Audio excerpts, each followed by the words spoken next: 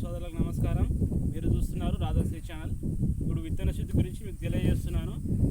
విత్తన శుద్ధి రైతులు పౌడరు అది కెమికల్స్ తెచ్చి వాడతారు కదా, దాంతో శుద్ధి చేసుకుంటారు. కాకపోతే నేను దానికి ఆపోజిట్ అంటే ప్రకృతి అంటే గోమూత్రం నుండి విత్తన శుద్ధి చేస్తున్నాను. అది ఎలాగంటే ఇప్పుడు చూపిస్తాను చూడండి. గోమూత్రం నేను ప్రతిరోజు మా గోవులు ఉన్నాయి, వాటి మూత్రం సేకరించి ఇలా డబ్బాలో నింపుతాను. ఇక్కడ డబ్బాలో నింపుకొని స్టాక్ చేసుకుంటాను.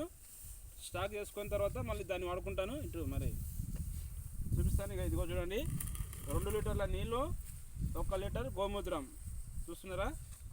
1 లీటర్ గోమూత్రం మిక్స్ చేసి మనం ఏ విత్తనాలైనా సరే 2 పాలు నీళ్ళు, 1 పాలు గోమూత్రం కలుపుకొని ఏ విత్తనమైనా సరే, అంటే మనం ఇప్పుడు సీడ్స్ తెచ్చుకుంటాం కదా, వాటిలో ఆల్రెడీ విత్తన శుద్ధి చేసి ఉంటారు. కాకపోతే మనం సొంతంగా తయారు చేసుకుంటాం విత్తనాలు, వాటిని ఇలా చేసుకుంటే చాలా మంచిగా అద్భుతంగా మొలుస్తాయి అన్నట్టు. చాలా అద్భుతంగా మొలుస్తాయి. పచ్చగా ఉంటుందంట చేను.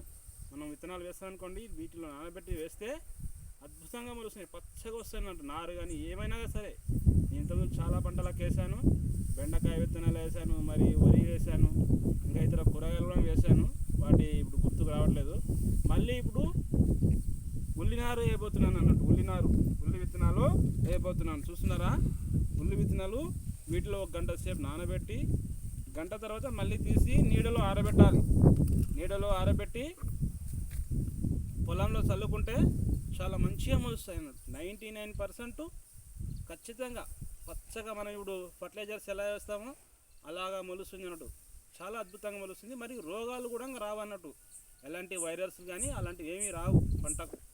చాలా మంచిగా ఉంటుంది. మీరు చేయండి. ఈ వీడియో మీకు నచ్చితే లైక్ చేయండి, షేర్ చేయండి, సబ్స్క్రైబ్ చేయండి. సర్వే జన సుఖినో భవంతు.